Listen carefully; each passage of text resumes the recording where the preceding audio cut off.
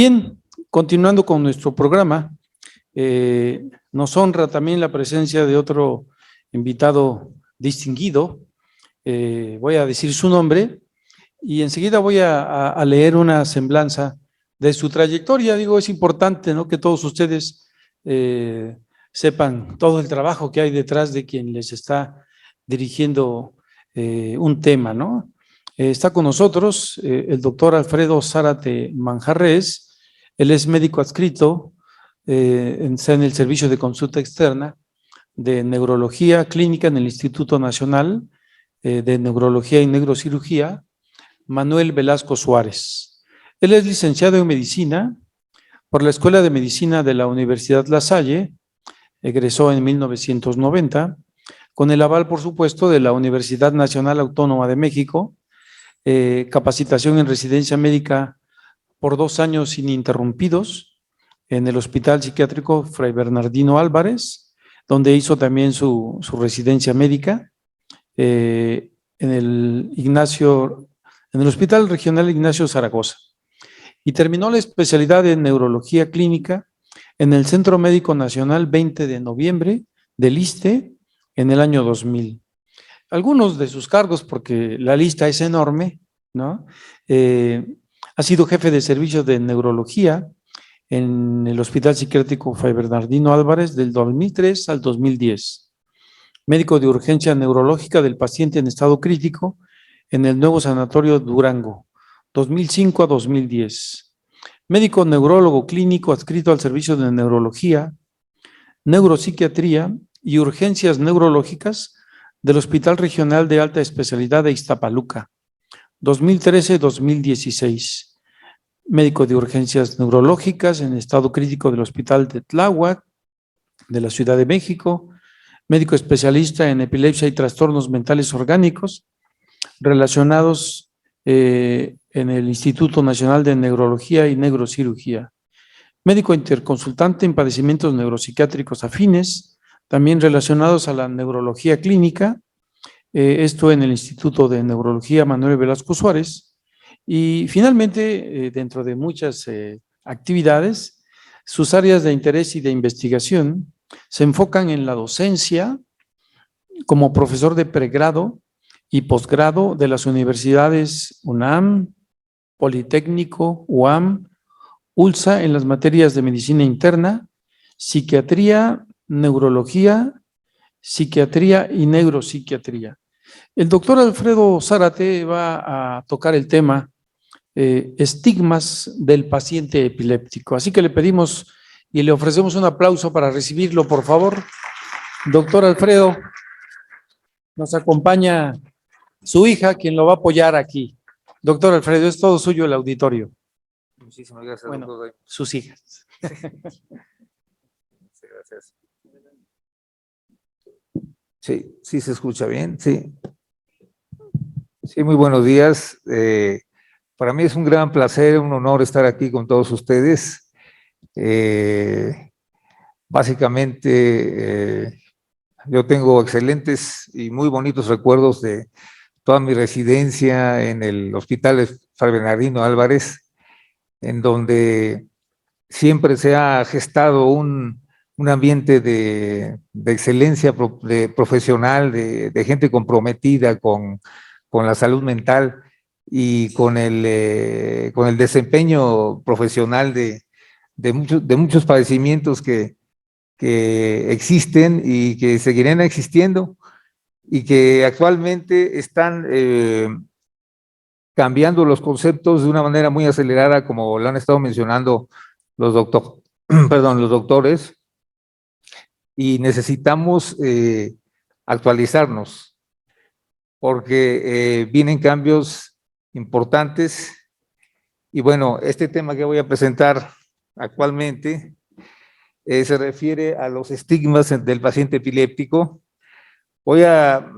Traté de abordarlo de una manera práctica, porque el problema es, por llamarlo de alguna manera, poliédrico. Tiene muchas aristas, muchas complicaciones, y muchos aspectos históricos, mitológicos, antropológicos, sociales, médicos, técnicos y de metodología también, etcétera. Es un problema bastante complejo, como obviamente muchos otros que se han expuesto aquí en esta tribuna, pero necesitamos estar ya muy atentos a estos cambios que se están presentando y que necesitamos ir ya cambiando el concepto de de algunos trastornos, de algunas enfermedades, ¿sí? Muy bien. La que sigue, por favor.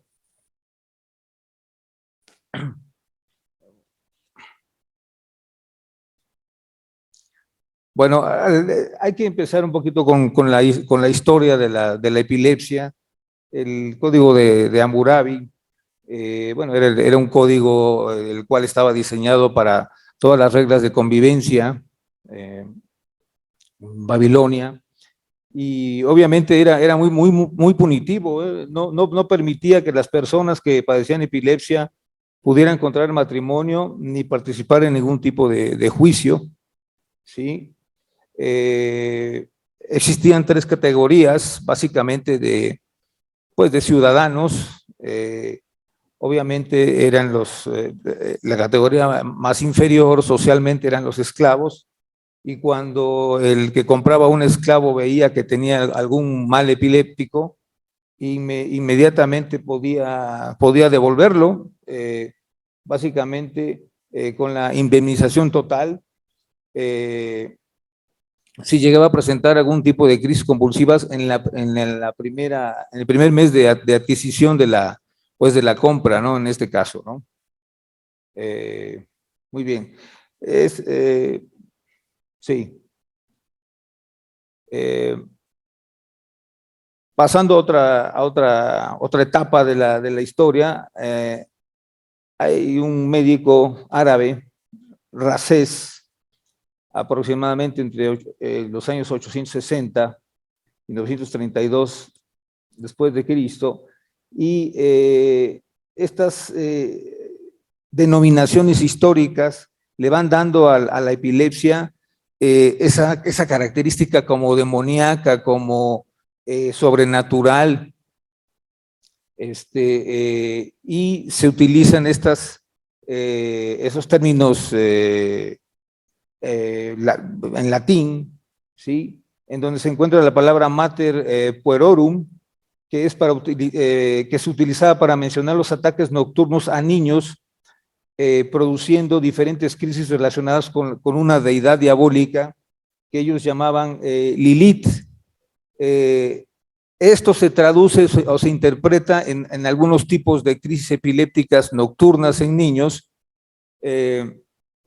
y que además podían también haber habido trastornos del sueño o algún tipo de crisis del lóbulo frontal, en donde los niños pues pueden emitir gemidos o pueden tener posturas tónicas de los brazos, postura de esgrimista, y son verdaderamente pues muy desagradables para los padres y muy,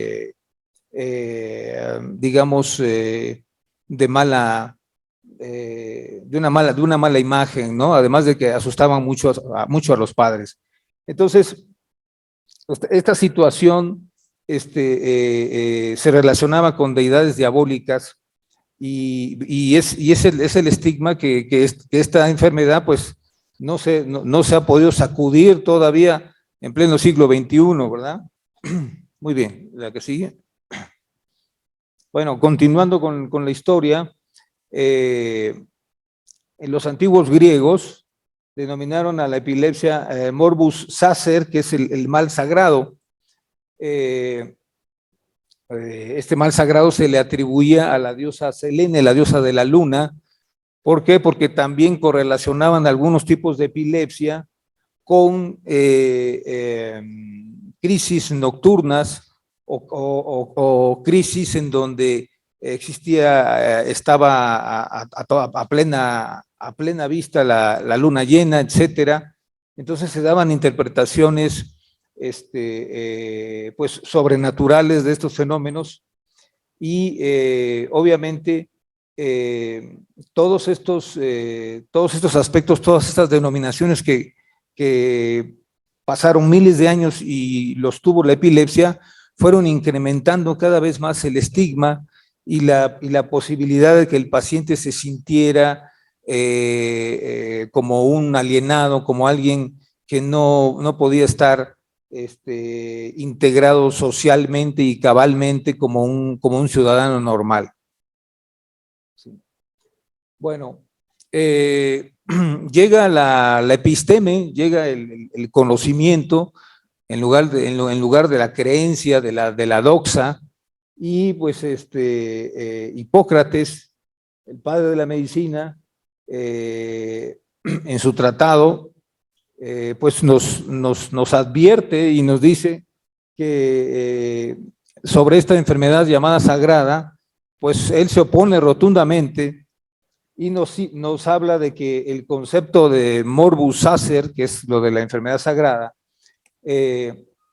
no tiene nada de sagrada, simplemente es una enfermedad que se origina en el cerebro y que no es causada por ninguna manifestación sobrenatural, diabólica, sagrada o de ningún tipo extraterrenal, ¿sí? Él obviamente lo hace fundamentándose desde la ciencia, que es el fundamento lógico al que él tenía la posibilidad de explicarlo. Esta frase, esta pequeña viñeta, nos dice todo y lo dice además en un lenguaje muy claro, muy llano, muy fácil de entender. El aporte de Hipócrates para aclarar la situación de la epilepsia es verdaderamente admirable. Él dice que los hombres deberían saber que del cerebro y nada más que del cerebro vienen las alegrías, el placer, la risa, el ocio, las penas, el dolor, el abatimiento, las lamentaciones, y a través del cerebro en particular nosotros pensamos, vemos, oímos y distinguimos lo feo y lo bello, lo malo de lo bueno, lo agradable de lo desagradable, y él sostiene, está completamente seguro que el cerebro es el órgano más poderoso del cuerpo humano, y lo mantiene de tal manera de que el cerebro lo muestra él o él lo entiende, lo conceptualiza como el intérprete de la conciencia.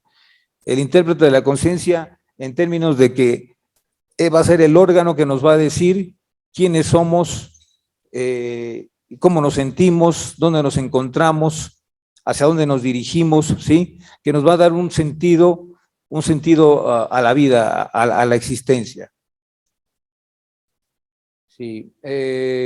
Remontándonos otra vez a la historia, hay un médico francés, Jean Taxil, en 1602, hay una obra también sobre la epilepsia, y aquí habla de que Hipócrates define a un tipo de epilepsia como una enfermedad brillante o reluciente, y le llamaban efulgescencia, refiriéndose a pacientes que podían presentar crisis parciales focales visuales que se generalizaban.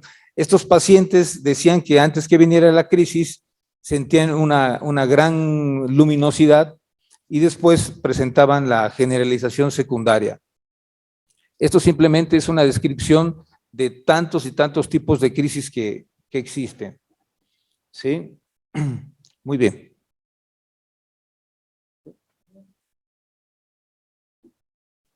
Ok. A pesar de lo que nos había dicho Hipócrates, a pesar de todo eso, los romanos nuevamente acuñan el morbus demoniacus, el mal demoníaco. Me parece fue acuñado por Paracelso, Y además hay dos aspectos históricos. Hablan del mal comicial. Parece ser que Julio César padecía de epilepsia y cuando hacían las asambleas para elegir a los magistrados, si a él le daba una crisis epiléptica, se hablaba de que había un mal comicial, o el mal de los comicios, y se suspendían estas asambleas y se reagendaban. Y se quedó también ese adjetivo para el tipo de crisis, ¿no?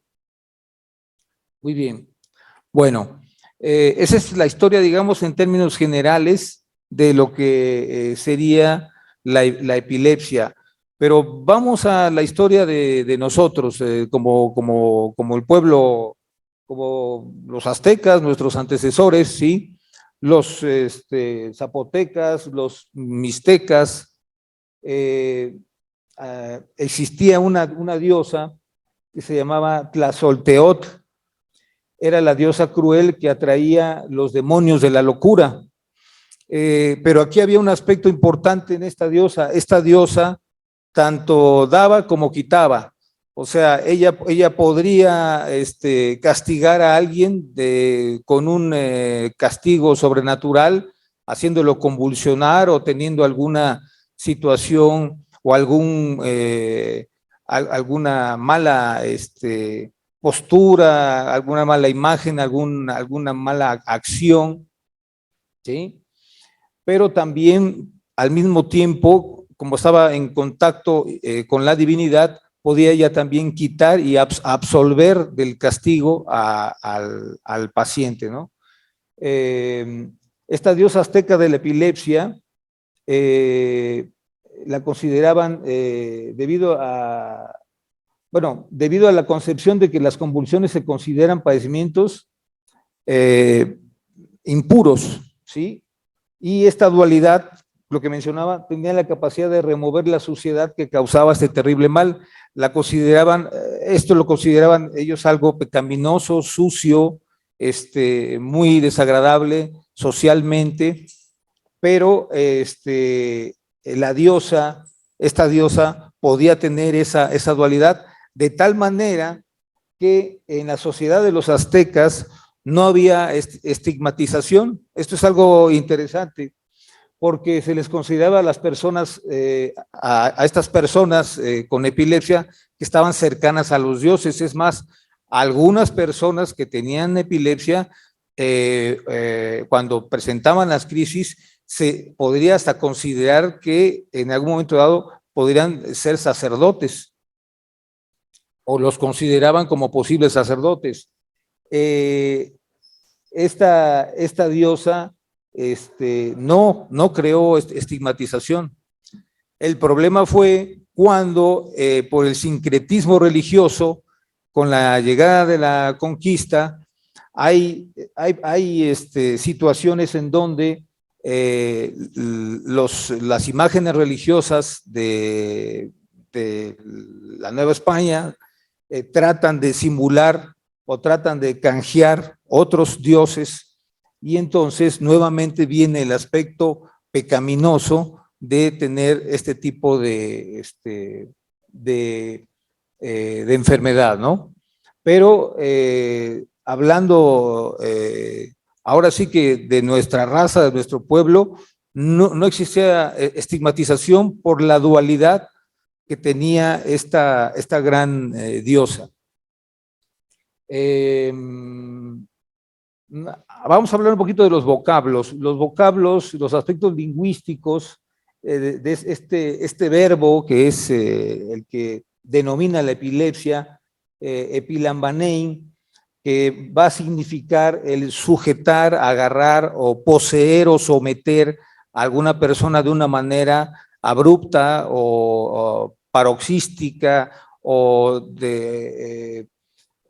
provocándole un estado de sumisión, de posesión o de ataque, en donde no pueda defenderse o no pueda llevar a cabo sus movimientos voluntarios, ¿sí? Esto se interpretaba como una fuerza extraña que va a poseer al individuo. O sea, se hablaba de que había posesiones demoníacas o posesiones sobrenaturales. ¿sí? Del cuadro que tenemos a la derecha, hay infinidad de nombres, como el Gran Mal, el Mal Sagrado, y muchos otros, de todos los tipos y denominaciones que a través de miles de años ha tenido esta enfermedad. ¿Sí? Muy bien. Bueno, Paracelso en su libro Enfermedades que privan al hombre de su razón,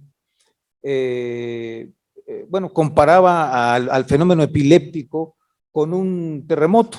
Con un terremoto básicamente decía que como la tierra temblaba, igual el paciente con epilepsia le tocaba un terremoto, un ataque epiléptico, y él dividió las causas de la epilepsia en 5 tipos.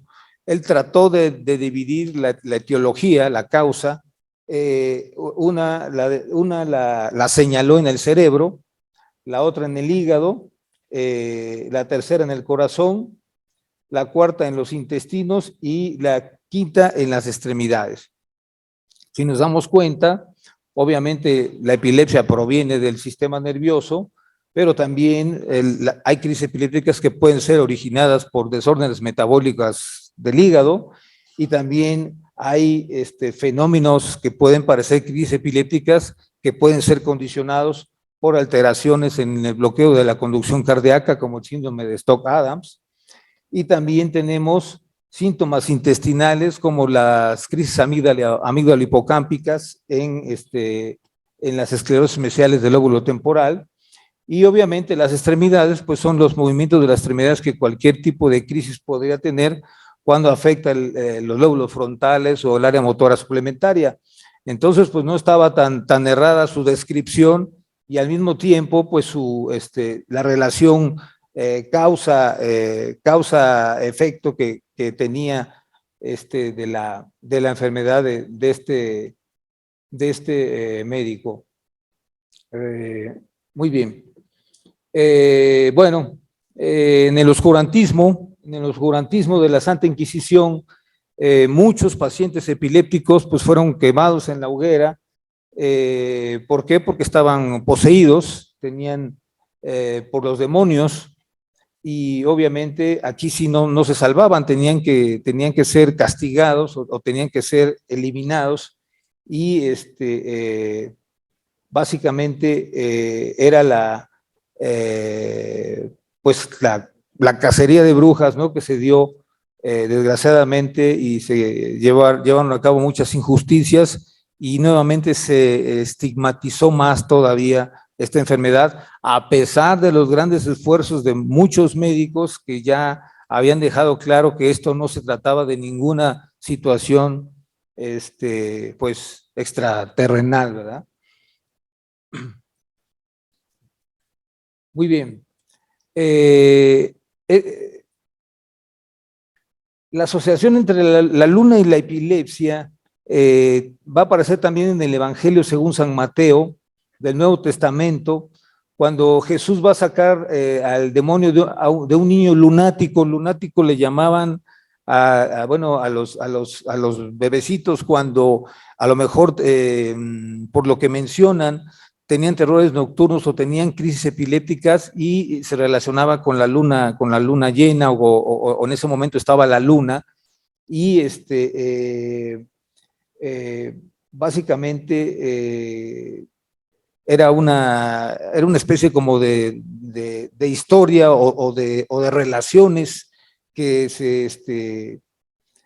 se escribieron y que se dieron una interpretación a lo mejor exagerada o a lo mejor no tan exacta, ¿sí? Pero básicamente la idea era de que el enfermo epiléptico estaba poseso, ¿no? Estaba endemoniado, ¿no? Ahora, muy bien, esto es muy importante que lo tengamos muy a consideración, porque luego lo vamos a comentar. Durante siglos, la epilepsia fue considerada como una enfermedad sagrada, ¿sí? Hasta el siglo XIX se la identificó como una lesión del sistema nervioso. Y en el siglo XX, más que una enfermedad, fue catalogada como un síndrome, ¿sí? Y entonces aquí sí ya es muy importante entender que la epilepsia es un síndrome y que estamos ahora pues ya en el siglo XXI y que a veces la epilepsia no es tan importante las crisis que provoca la epilepsia, sino todo el contexto biopsicosocial, antropológico, histórico, psicológico, familiar, ¿sí? Que va a lesionar la vida productiva del paciente. ¿Sí? Muy bien.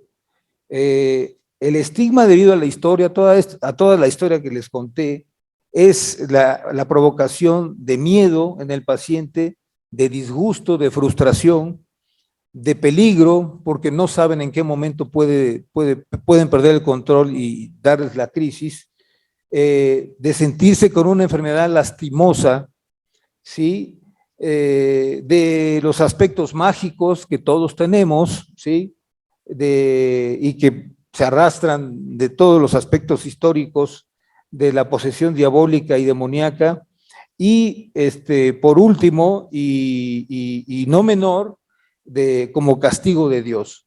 Aún en el siglo XXI hay mucha gente que piensa que el problema de la epilepsia o algún problema de cualquier otra enfermedad, pues es castigo divino, ¿verdad?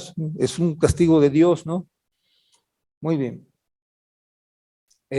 La generación de este estigma básicamente son, como lo hemos visto con el paso de la historia, las características negativas que van a ir originando que el paciente se vaya marginando, que haya un distanciamiento social del paciente y en todos los ámbitos, político, económico, religioso, social, eh, la falta de control del paciente y la sensación subjetiva social de que tiene algo malo, de que no es normal, de que es imperfecto para las demás personas y de que obviamente eso le ocasiona minusvalía, le ocasiona falta de confianza en sí mismo.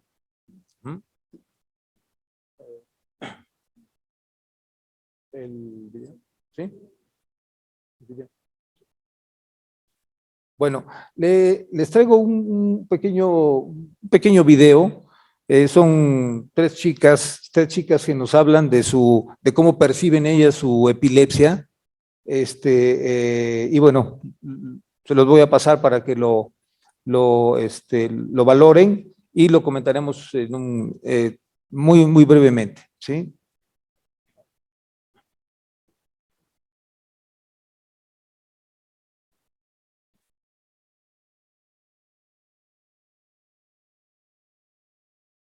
Bien, pues diagnosticarme, pues igual me diagnosticaron a los 7 o a los 8 años, pero el motivo inicial, digamos, pues es que yo decía que era calambres. De hecho, en casa no eran ataques de epilepsia, eran calambres. Fue en un accidente de coche conduciendo. Yo tengo epilepsia focal, eso que me viene.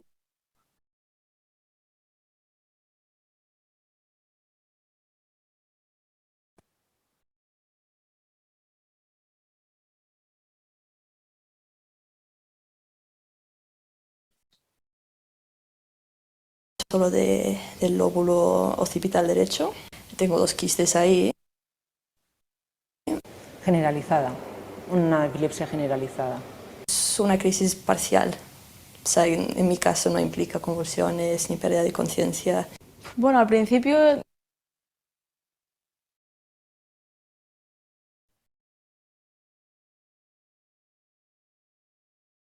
dicen que tienes como, le llaman como el aura, digamos.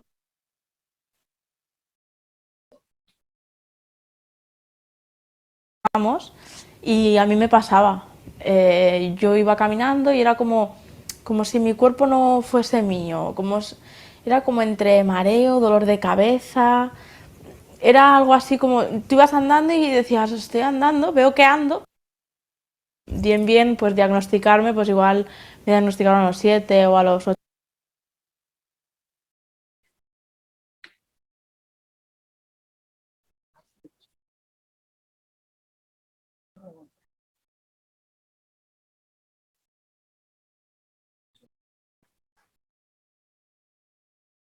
Bien, bien.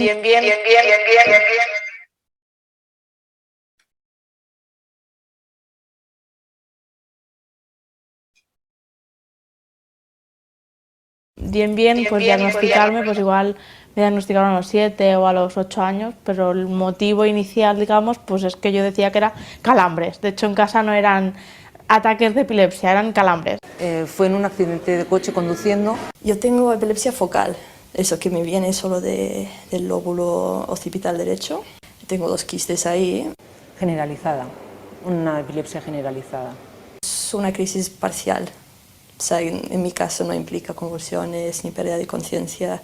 Bueno, al principio dicen que tienes como, le llaman como el aura, digamos, y a mí me pasaba. Yo iba caminando y era como si mi cuerpo no fuese mío, era como entre mareo, dolor de cabeza, era algo así como, tú ibas andando y decías, estoy andando, veo que ando, pero no lo noto. Pues eran síntomas a veces como de alegría, eran nada segundos, pero eran así o como cosas que ya has vivido, momentos, segundos que ya has vivido, esos recuerdos que son muy extraños y son sensaciones a veces alegres, a veces tristes. No pierdo conciencia, pues del todo. Yo lo que me pasa es que empiezo a sentir una presión muy fuerte en la cabeza, me sube el ritmo cardíaco y me siento un poco mareada, pero luego lo que empieza un lapso de tiempo en que estoy mentalmente totalmente ausente. Me hicieron un SPECT, me marcaron con una sustancia química mientras yo tenía la crisis y con esa prueba fue donde vieron dónde estaba realmente el foco de la epilepsia, que en mi caso era pues aquí, tenía un bultito en la cabeza. Ahora tengo combinación de 2 medicamentos y pues a lo largo de los años he tomado, no sé, 8 o 9 diferentes. Me ponen uno, me da mucho sueño, me lo combinan con otro, no me lo controlan, no sé qué. Hasta ahora, o sea, no lo tenemos bien controlado, pero ahora estamos hablando de si la neurocirugía es una posibilidad. Lo que podían hacer era operarme.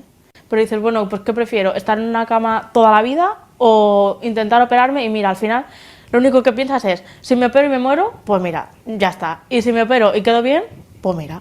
Así que pues son las 2 opciones que tienes y por mucho que tengas miedo dices, pues me opero y a ver si quedo bien. Me dijeron de operación, hay un tumor cerebral y entonces quitaron solo un 80%, porque dicen que no pueden porque está tocando el cerebro. Luego incluso te sientes hasta extraña. El no tener esas crisis, dices, ¿qué me pasa hoy? Que no tengo esa sensación de lo que decíamos, ¿no? Del aura. No tengo la cosa esa de, me va a venir una crisis. Es que cero. O sea, me operaron en el 2016 y ahora va a hacer 3 años, en junio, que estoy perfecta. No, siguen dando crisis. Siguen dando, pero no son como antes, podían durar 3 y 4 y 5 días. Ahora son de 5 minutos, de 10 minutos. Lo peor de la epilepsia es saberlo conllevar, yo creo. O sea, en realidad estoy tan acostumbrada porque como empezó con los 13 años ya eso, pues ya me lo apunto y ya lo tengo bastante seguido. Es un poquito muy común la vida así, muy sencillita, porque tampoco puedo salir sola, porque claro, alguna vez me ha dado alguna crisis sola por la calle.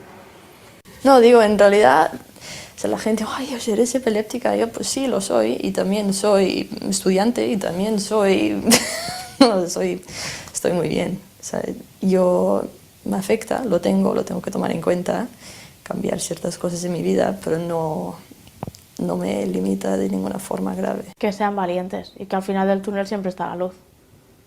Y que yo, por ejemplo, desde los 4 hasta los 25 que tengo ahora, son 20 años, pero al final he visto la luz. Y que no te achante el hecho de decir, oye, es un 40% que vas a quedar bien, el 60% seguramente que vas a quedar mal. Bueno, pues hay un 40%. Del 100 tengo un 40% en el que puedo quedar bien. Tienes que poner los pros y los contras. Y siempre los pros son mejores que los contras. Muy bien. Bueno, voy a hacer un resumen muy breve, tenemos a 3 chicas, a una la operaron, le fue muy bien, ¿sí? La joven del suéter amarillo, le fue bastante bien. Obviamente dice que qué hacía, si se quedaba esperando o se moría. Bueno, nadie se muere de una cirugía de epilepsia, pero bueno, ella tuvo suerte. Exactamente no sabemos el diagnóstico, pero bueno, seguramente le hicieron alguna resección muy bien hecha y no quedó con ningún mayor problema.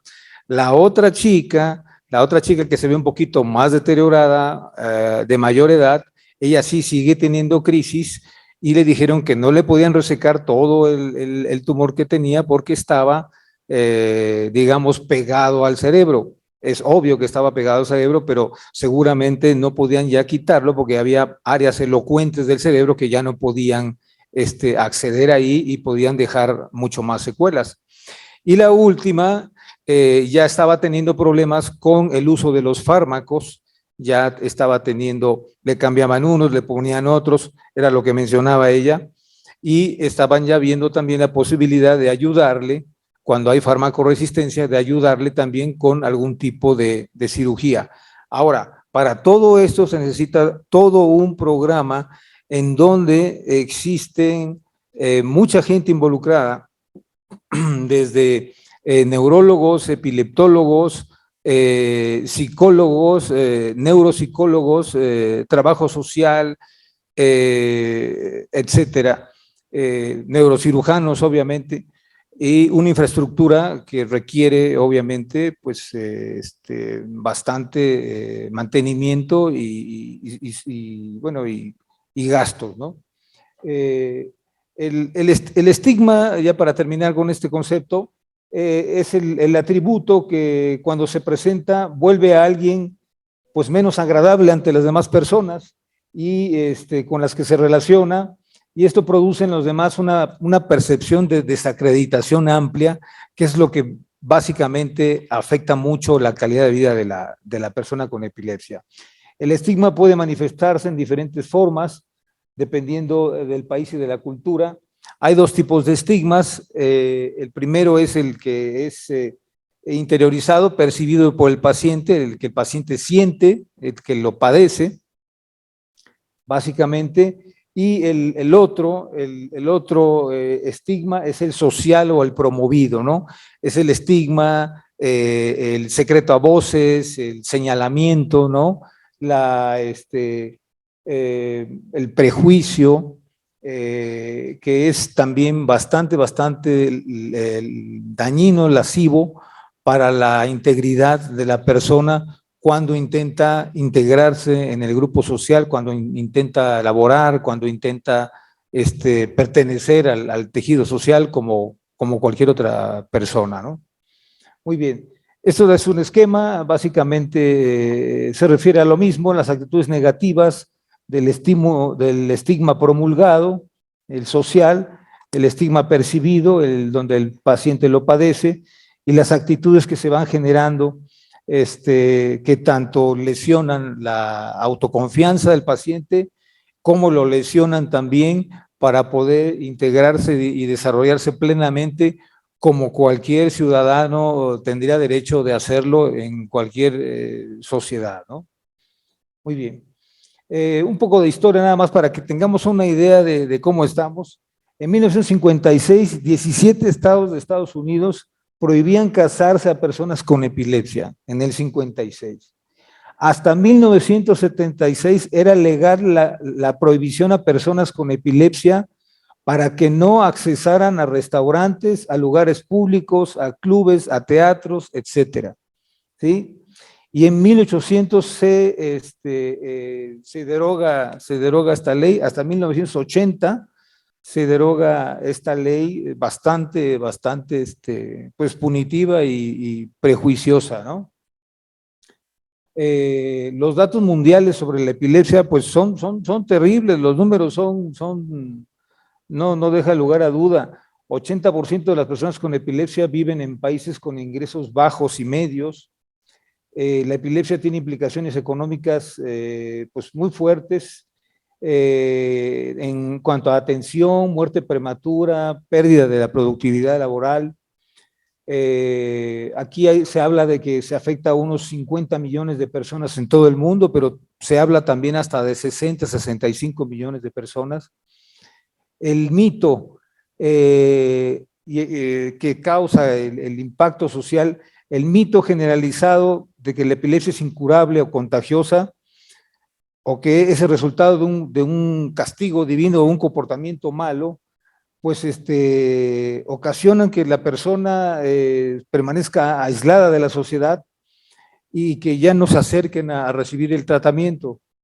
Ya lo decía por ahí Albert Einstein, es más fácil desintegrar un átomo que disolver un mito.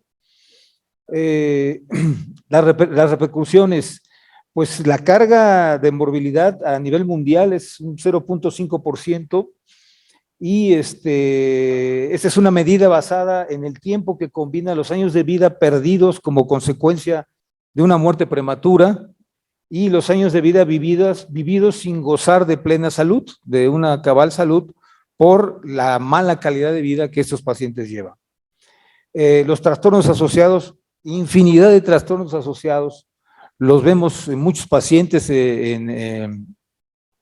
dentro de los hospitales psiquiátricos, en donde el problema ya básicamente no es tanto la epilepsia, sino es las comorbilidades psicológicas, psiquiátricas, el deterioro cognitivo asociado, los trastornos de ansiedad y del estado de ánimo.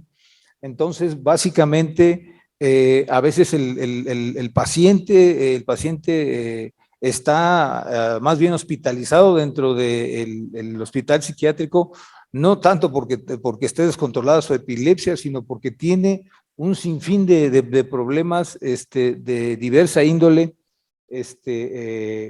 que no lo dejan integrarse a la sociedad, ¿no? Y ese es el punto, ese es el concepto que tenemos que cambiar, que datos, por ejemplo, de la Organización Panamericana de la Salud, 62% de los países de América Latina han reportado tener al menos un anticonvulsivo nada más, un medicamento anticonvulsivo para los pacientes, y solo los encuentran en los niveles secundarios, o sea, en los hospitales de segundo nivel y en los niveles de tercer nivel de atención. Más de la mitad de las personas no reciben atención de ningún tipo por parte de los servicios de salud. Y 2/3 de los países de América Latina no tienen un programa para la atención de la epilepsia, y el 80% no tiene una legislación adecuada. No hay una legislación adecuada para el paciente epiléptico. Existe la ILAE, que es la Liga Internacional en contra de la Epilepsia, fue fundada en 1960, está obviamente diseñada para realizar una serie de acciones enfocadas para el tratamiento, la investigación, las estrategias para visibilizar a la epilepsia. Sin embargo, los esfuerzos no son tan asertivos, tan efectivos como deberían de ser. Este es un mapa más o menos para que veamos cómo está distribuida las regiones de esta Liga Internacional en contra de la Epilepsia. Las áreas grises obviamente son países pues de muy bajos recursos, en donde todavía no está bien estipulada todas estas acciones para estos pacientes. Hace falta mucho por hacer. Hay un plan de acción mundial intersectorial. Como se hablaba, estamos hablando del 2031, 2022 al 2031. Hay una Asamblea Mundial de la Salud, eso fue resuelto, y bueno, entre otras cosas, elaboran un plan de acción mundial intersectorial sobre la epilepsia y otros trastornos neurológicos para garantizar una respuesta global. La Secretaría de la Organización Mundial de la Salud también va a seguir con un proceso para elaborar un plan de acción mundial sobre la epilepsia y otros trastornos neurológicos. Todo esto obviamente pues son diseños sociales, programas. Aquí tenemos en Latinoamérica al maestro, al estimado maestro y muy respetable don Mario Alonso Venegas, en donde él nos habla de cómo estamos este Día Internacional contra la Epilepsia, que es el 13 de febrero, y nos advierte y nos dice que la epilepsia está presente, latente, patente, y seguramente no va a desaparecer ni por algún tratamiento mágico, novedoso, ni manteniéndola en la sombra o en lo oscuro, porque hay un eslogan que dice sacar a la epilepsia de las sombras, ¿no?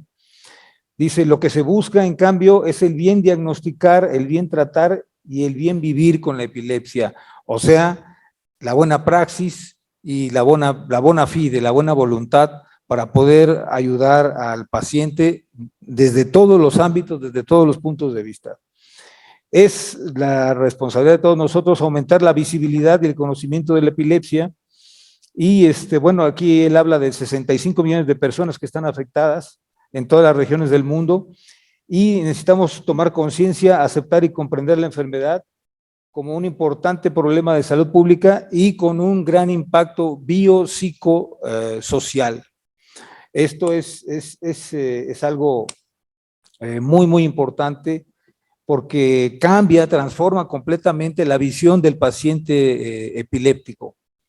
Hay acciones urgentes: promover la epilepsia como una prioridad de salud pública, mejorar las actitudes públicas, reducir el estigma y promover la protección de los derechos de las personas con epilepsia, según la Organización Mundial de la Salud y la Organización Panamericana de la Salud. Invertir en sistemas de atención sanitaria y social para mejorar la accesibilidad a la atención de la epilepsia y mejorar el acceso a medicamentos anticonvulsivos rentables a nivel mundial. Muy bien. Termino ya este tema.